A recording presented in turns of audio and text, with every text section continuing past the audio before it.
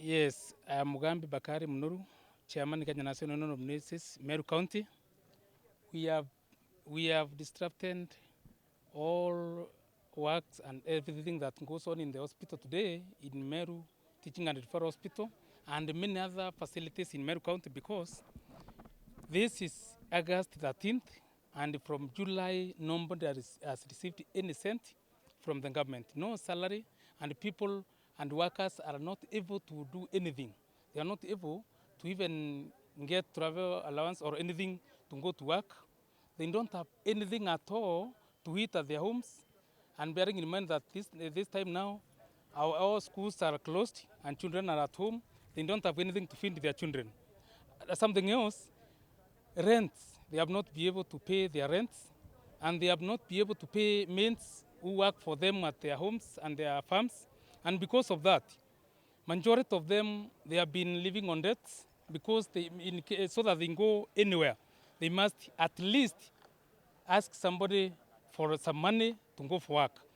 Mutuma Herias, the Secretary General, National Secretary General, Kenya Union of Pharmaceutical Technologists. We are here today because we can't pay our bills. We are here today because we cannot find a fare to our money for transport to go to work. We are here today because we can't even buy mere soap to shower. We are here today because we cannot pay our health help. We are here today because we cannot pay our rent.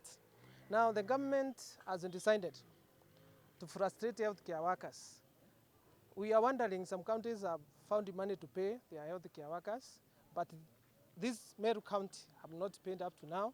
Oparanya, the one who wrote a letter to the Council of Governors telling them that they are not supposed to pay other workers, he himself paid his own workers.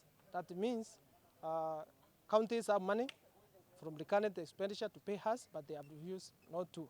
So today we are not talking about promotion, we are not talking about employing more staffs, we are not talking about designation. There are a lot of things we can talk. Today, it is very pathetic. We are talking about the salaries. How do we survive? How do we go to work? Then it is very pathetic, and we are telling the government of county of Meru that tomorrow we are parading to the offices of the county and we are not working. We will not go to work until money is in the account. If money is in the account today, the close of the business, tomorrow we resume work and serve our patient very well. We have tried. From July, we have tried to use the resources we have, the few, but now it has come to a dead head. Thank you very much, members of the fourth estate. My name is Bayenia Moses, Secretary General of the Kenya Union of Clinic Officers here in Meru County, and also I serve also as a National Trustee of the Kenya Union of Clinic Officers. Indeed, we are here, it is a Sunday, as my brothers have said, because we are not able to pay our bills and we are not able to serve the citizens of this republic very well here in Meru County. And that is why we have said, as we are going to start our sitting and we are going to demonstrate tomorrow up to the governor's office, and we shall continue that until our salaries are paid. Because we say, as we understand, the Cuban doctors have been paid very well, their cars have been fueled, and we are even aware the executive has paid themselves. And if they can't be able to pay, then other workers, when they rush to pay themselves, we understand that they are fighting with the national government. We cannot, our stomachs cannot understand. Our residents and we are tenants where we live, and the people who have given their houses to us, they cannot understand that. Our children are not having food to eat. They cannot understand that you have not been paid. And then the question is this: why pay the executive and then the common worker, who is a common mwananchi who is working down there, is not being paid, is not being considered, even being given a quote of the salary? If the money was not enough, then we could have been given even a quote of that. And then we could have comfortably and say we are waiting until with that. And we want to send a very strong message that the national government and the county government, they should not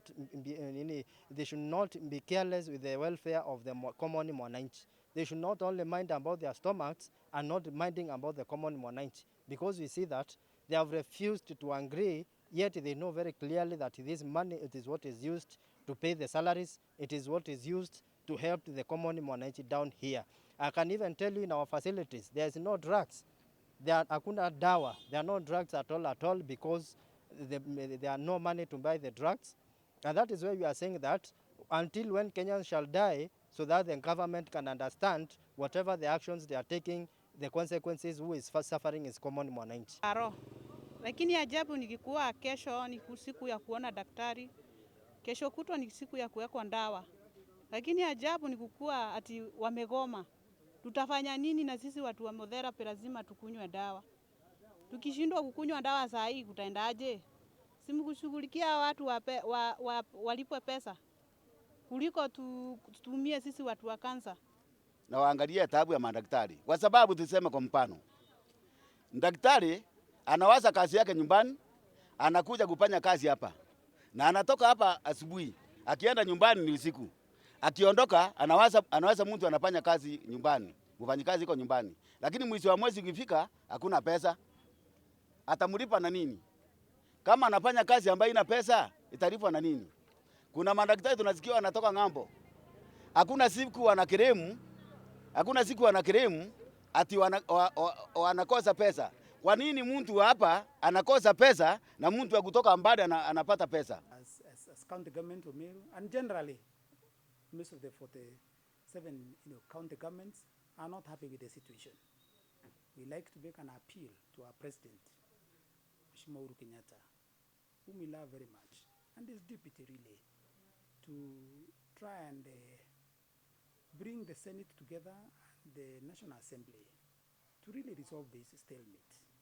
Even if it means not through a mediation team, through some sort of kamkunji, bring these people together so that we can resolve the issues that are making them not agree on the amounts that should be shared between the national government and the county governments.